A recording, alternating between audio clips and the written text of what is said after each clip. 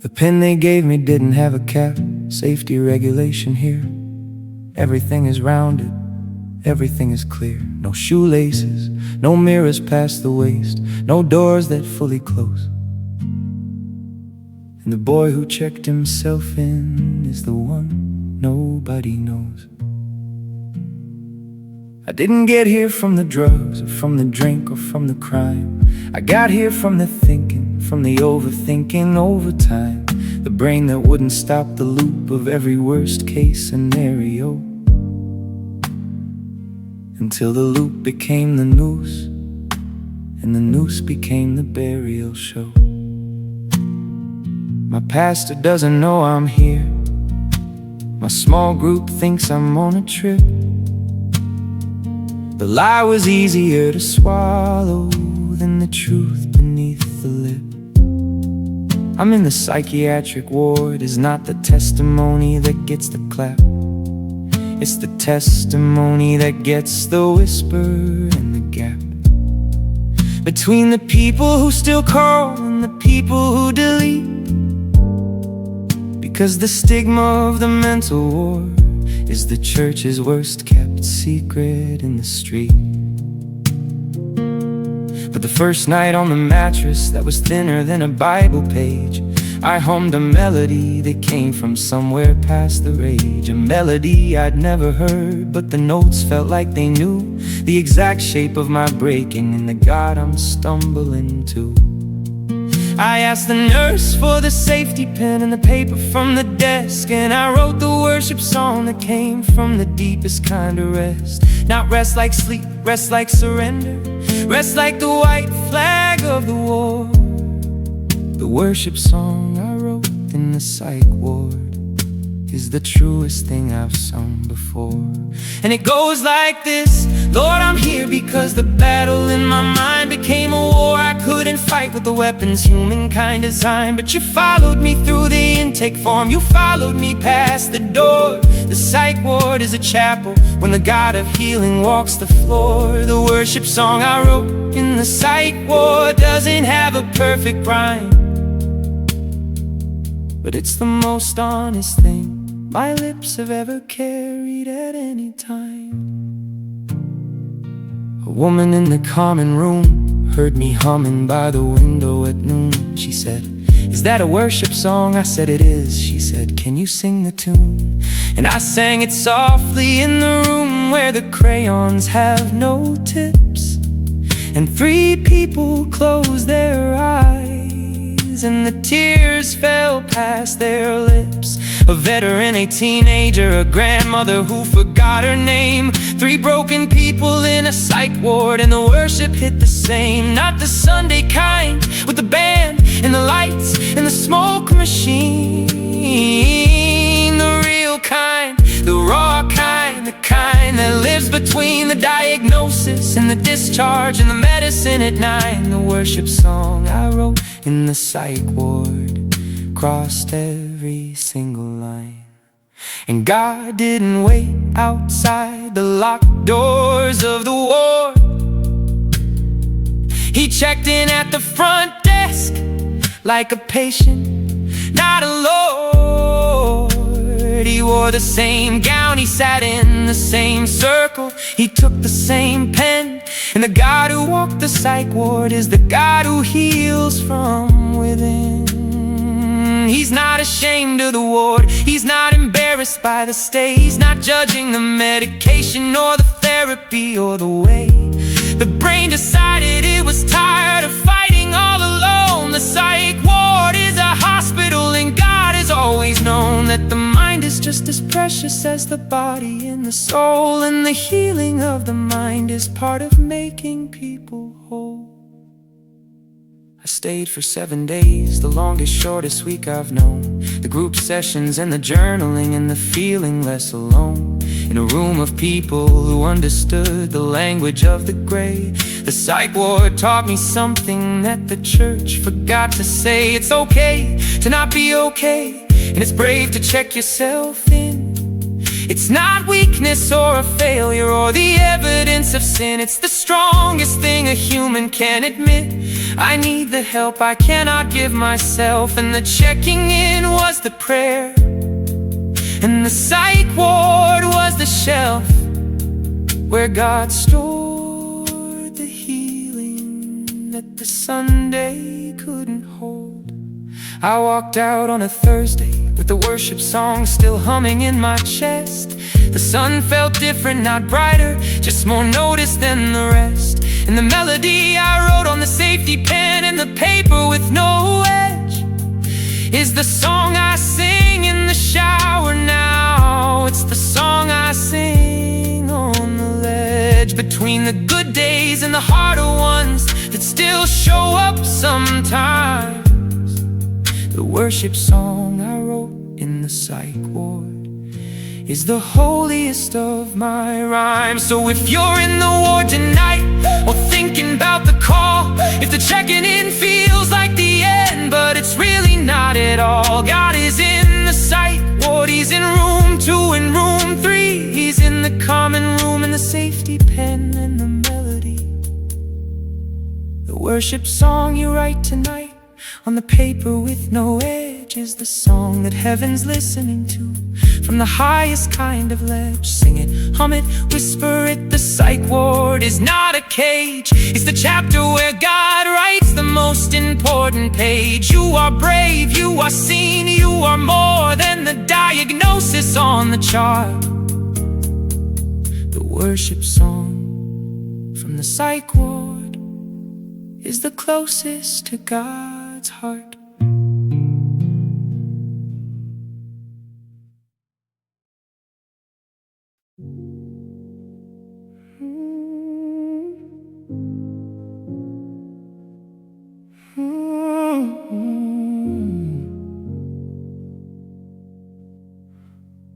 We prayed every chain of prayer that the church could organize. We fasted for the 40 days. We anointed with the oil and the cries. We laid hands on her body at the altar every Sunday night. We declared the healing, we decreed the breakthrough, we fought the fight. And she died on a Wednesday in the room where we had prayed the most, the room that smelled like anointing oil in the presence of the Holy Ghost. The God who we believe would intervene watched the monitor go flat, and the miracle we were certain of became the question: God, where were you at? The funeral was the hardest room I've ever had to breathe inside. Not because of the grief, but because the faith had nowhere left to hide. We told her she would live, we told her God was going to move the stone. We told her that the sickness was a testimony seed that would be sown. And now the seed is buried with her body in the cold September ground. And the faith that said she's healed is making the most confusing sound. Because how do you reconcile the promise with the coffin in the room? How do you praise the healer when the healing didn't bloom? When the miracle didn't come, did God fail or did I misread? When the prayer wasn't answered in the way that I was led, did the faith fall short, or is there something deeper in the known? When the miracle didn't come, where does the believer go? Not away from God, but deeper into the mystery and the night. When the miracle didn't come, I still choose to hold the light. The pastor tried to comfort us. He said, God's ways are higher than our own. And I know he meant it kindly, but the platitude hit the bone. 'Cause higher doesn't help at 2 a.m. when the pillow holds the screen. Higher doesn't answer why the 10-year-old is burying her mother's dream. I don't need the theology, tonight I need the honesty. I need a God who says, I know the no is hard and I sat with you in the sea. Not the lecture, not the lesson, not the bigger picture frame, just the presence in the absence, just the whisper of my name. Shadrach, Meshach, and Abednego said the greatest line in all of faith: our God is able to deliver us from the fire and the wraith. But even if he doesn't, we will not bow to the golden frame. Even if he doesn't, that's the 3 most powerful words after his name. Even if he doesn't heal, even if he doesn't save, even if the miracle I'm begging for lies silent in the grave, I will still worship. Not because I understand the plan, but because the God I worship is still God when the miracle didn't land. And maybe the miracle was different than the one I had in mind. Maybe the miracle was the peace she felt in the final breath she left behind. She whispered, I see them, they're so beautiful. The light in the face that was in agony became the calmest face I'd seen that night. Maybe the miracle was the way the family gathered round. The brother who hadn't spoken in 4 years drove 6 hours down. The father who had left in 2009 showed up at the hospital door. Maybe the miracle wasn't the healing, maybe the miracle was something more. I wrestled with God for months after, like Jacob at the brook. I limped away from every prayer with a different kind of look. Not the look of someone who lost faith, the look of someone who went deep into the waters where the easy answers don't apply and the questions never sleep. And I came out different, not healed, not resolved, not neat, but honest. And the honesty became the holiest retreat. I said, God, I don't understand, and I might never in this life, but I choose you in the mystery. I choose you in the night. For now I hold the space for the people whose miracles didn't arrive, the ones who fasted and who prayed and who declared and who survived. The disappointment of a heaven that said no when they scream yes. I hold them not with answers, but with the ministry of the mess. I don't know why, but I know that's the sentence I become. I don't know why miracle didn't come, but I know the God who's overcome. And the faith that survives the unanswered prayer is the faith that moves the ground. The faith of the even if he doesn't is the strongest faith around. When the miracle didn't come, I didn't leave the throne. I sat down closer, broken, confused, but not alone. The God who could have moved the mountain chose a different route that night. And the route goes through the valley, and the valley has no light. But the shepherd's in the valley too. He promised he'd be there when the miracle didn't come. The presence was the prayer. Even if he doesn't, I still worship, I still kneel. Even if he doesn't, God is still the God who's real. The unanswered prayer doesn't cancel out the answered ones before. When the miracle didn't come, I walked through a deeper door.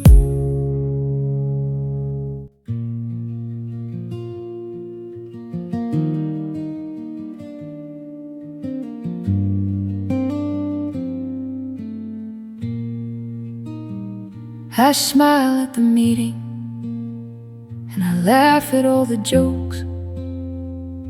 I drive the carpool Tuesday, and I iron all the cloaks. I volunteer at the shelter, and I lead the PTA. I answer every text within the hour, and I pray. But nobody sees the weight I carry underneath the cape, the weight that has no name, because I haven't found the shape of the sadness or the tiredness or the something in between. It's not depression, not exactly. It's the heaviest kind of lean. It's the weight of being everything to everyone I know. The wife, the mother, the daughter, the employee, the show, the friend who always answers, the sister who always gives, the woman who carries 17 identities just to live. And every single one of them demands a different version of my face. The work face, the mom face, the church face, the grace face. And nobody asks the face behind the face is how she feels, because the woman who carries everything is the woman nobody heals. The weight nobody sees me carry is the heaviest thing I own. It's not the groceries or the laundry or the bills beside the phone. It's the invisible accumulation of the years of being strong. The weight nobody sees me carry has been building all along. And tonight I need to set it down before the backbone breaks. Lord, take the weight nobody sees. That's all the prayer it takes. My husband said, you make it look so easy, and I almost lost my mind, because the easy is the performance of a lifetime, the kind of acting that deserves the golden statue on the shelf. I make it look easy because nobody taught me how to ask for help. My mother made it look easy too. She carried everything the same. She never cried in front of us. She never spoke the name of the weight she held inside her chest, from the morning to the night. And the daughter learned the lesson well. The carrying is the right, but the body keeps the score. That's what the doctor finally said. The shoulder pain, the migraines, the insomnia in bed, the jaw clench at midnight, the back that never rests. The body is the warehouse for the weight the mind suppresses best. And the storage room is full tonight. The shelves are cracking under the load, and the woman who carried 17 identities is standing on the road, between the keep going and the can't, between the must and the done. And the weight nobody sees her carry is blocking out the sun. But God says, cast your cares on me, because I care about the you. Behind the faces, behind the masks, behind the schedule and the queue, I see the weight that nobody sees.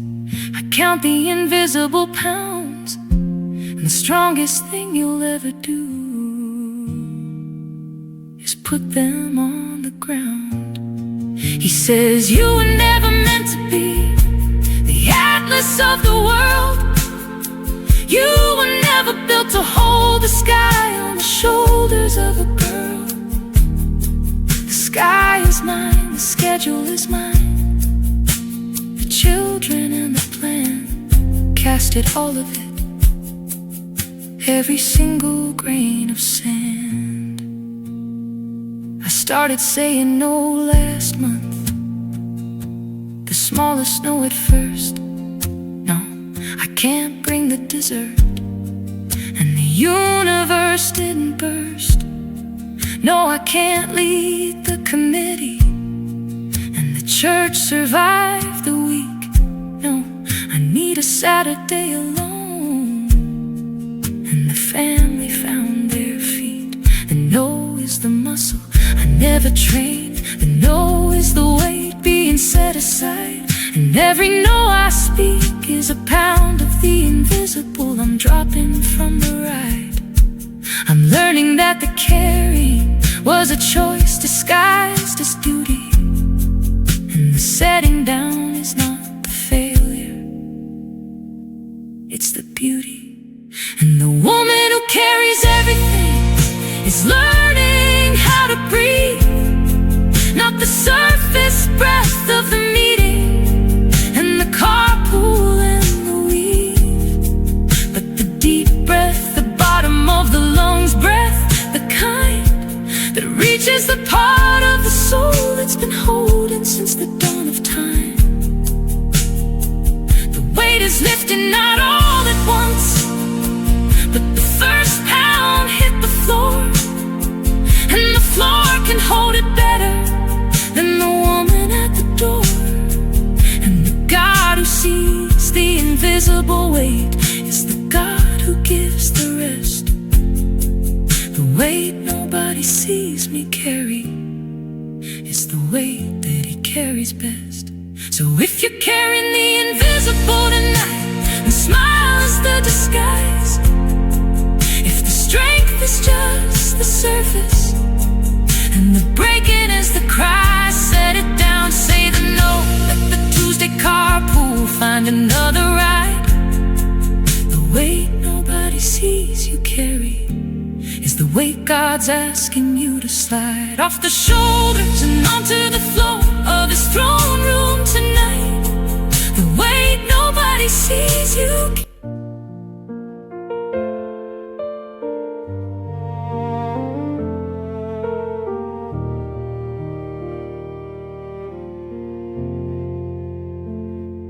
7 billion people on the planet, and the number's climbing still.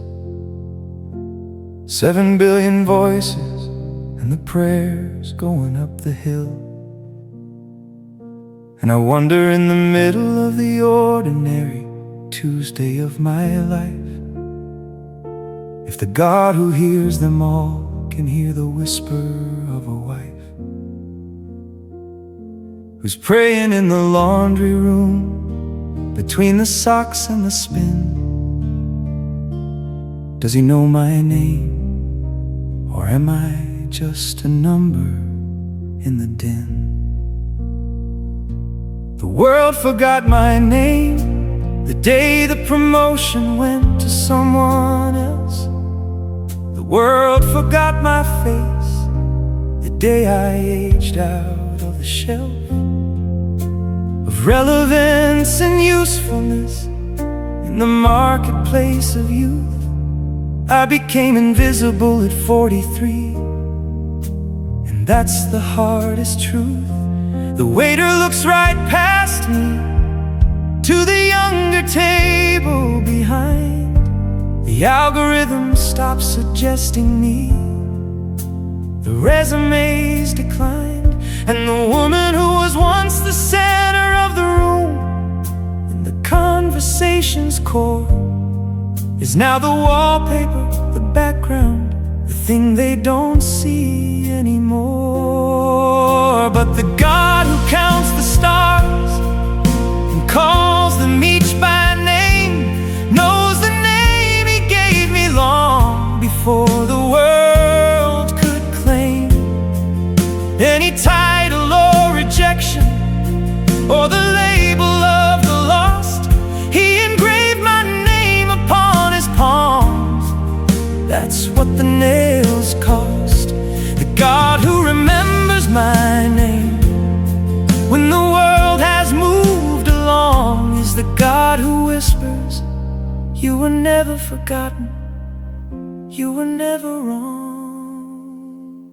He called Zacchaeus from the tree by name in a crowd of thousands pressing in. He looked up at the short man everybody hated, and he said, come down, let's begin. Not hey, you in the tree, not sir, not the generic kind of call. He said his name, the actual name, in front of them all. And the man who was invisible in the crowd, because the crowd despised soul, became the man that Jesus chose to have dinner with below.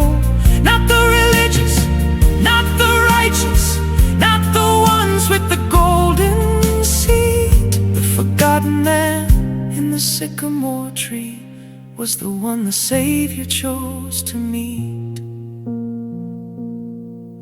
Mary stood at the tomb on Sunday morning, weeping for the Lord. She saw the gardener and she didn't recognize the risen and the restored. She said, "Tell me where you've put him."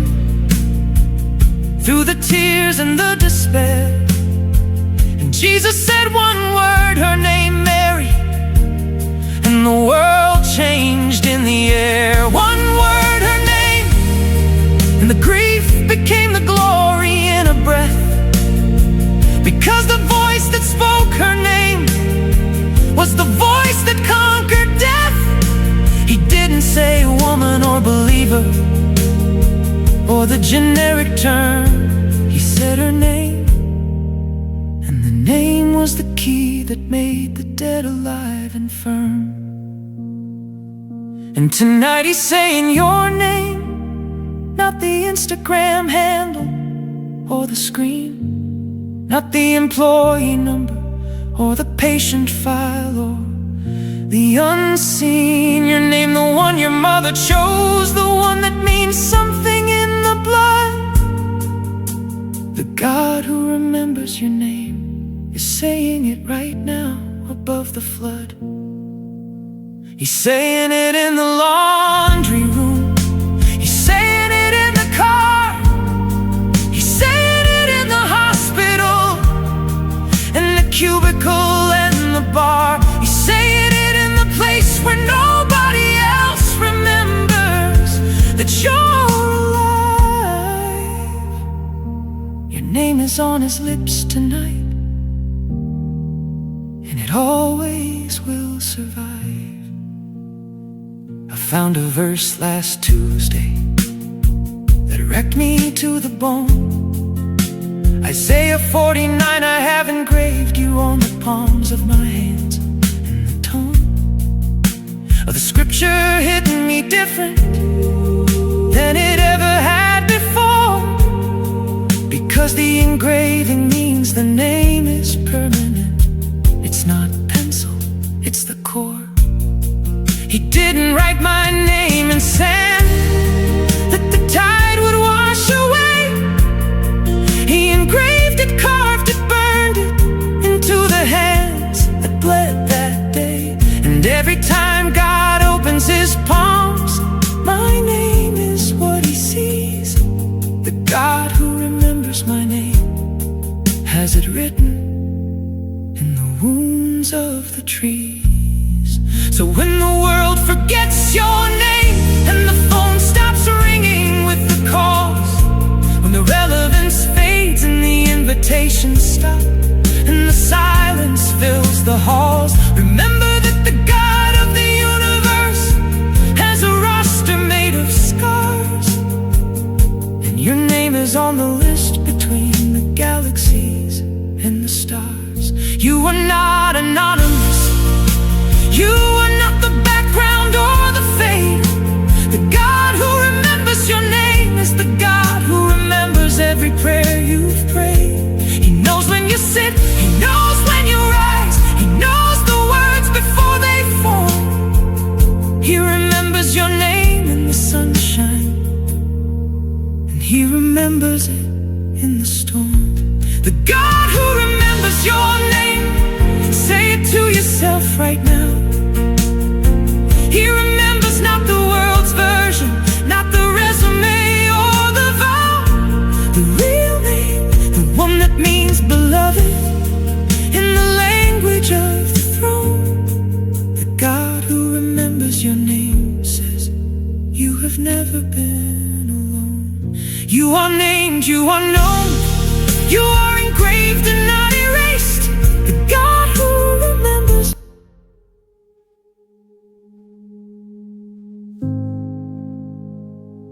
I used to hide the scar beneath the sleeve and the excuse. I fell when I was younger. It's from the surgery, the ruse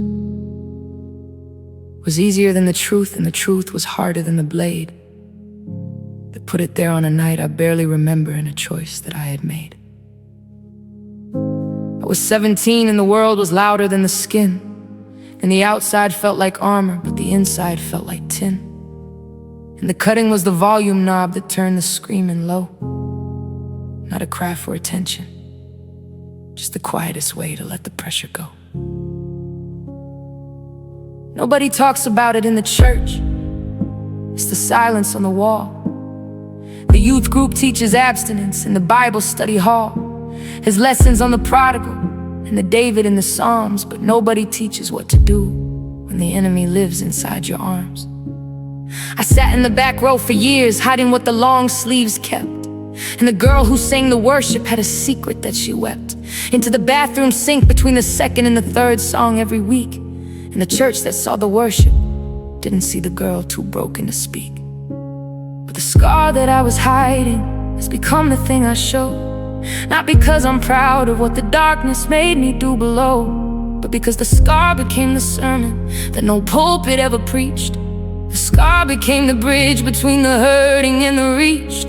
The scar that was my secret is the testimony now. The wound that I was hiding is the sermon.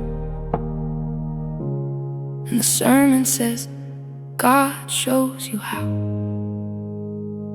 I met a girl last Tuesday at the coffee shop beside the church.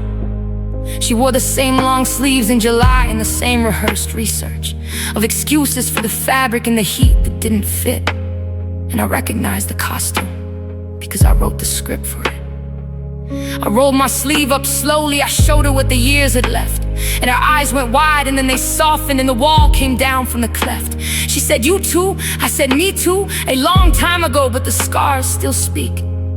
And the coffee shop became the altar where two broken women met the peak. I told her what I wish someone had told me at 17. The cutting doesn't solve the scream, it just relocates the scene. The pain moves from the invisible to the visible on the skin, but the original wound is still inside, the blade can't reach within. I told her about the counselor, the medication, the long road, the years of learning how to feel without the cutting as the code, the replacing of the blade with the breath, the journal, the call, the slow and unglamorous process of learning how to fall without the sharp edge catching me on the way down to the floor. The scar became the teacher, and the teacher opened doors. And Jesus showed his scars to Thomas when the doubting was too much. He didn't hide the nail prints, he said, "Come place your hand and touch." The resurrected king could have had a perfect body without the mark, but he kept the scars on purpose, because the scars light up the dark. The scars on Jesus are the proof that the death was real, but so was the rise. And the scars on my arms are the proof that the pain was real, but so was the prize of surviving what the darkness tried to make permanent and fixed. The scar is the evidence of the battle, and the living is the mix. I speak at the youth groups now, not the back row anymore. I roll my sleeves up at the podium and the teenagers hit the floor. Not with judgment, with the relief that someone finally said the word out loud in a place where the silence was the only thing they'd heard. I say the scar is not the identity, the scar is the geography of where you've been. And the God who heals the leper didn't erase the story of the skin. He used the healed man's testimony to show the priest the proof. The scar is the sermon, and the sermon reaches every single roof. If you're 17 tonight, the blade feels like the only friend who understands, I need you to hear the voice of a woman who once held it in her hands. Put it down, not because it's easy, not because the pain will stop, but because the scar that you're about to make will one day be the crop of a testimony that saves another girl at 17. And the wound that feels like the ending is the beginning of the scene. The scar that became my sermon is the most powerful word I own. Stronger than the degree, stronger than the platform or the tone. The scar says I survived what tried to kill me, and the surviving has a voice, and the voice is reaching you tonight. You have a choice.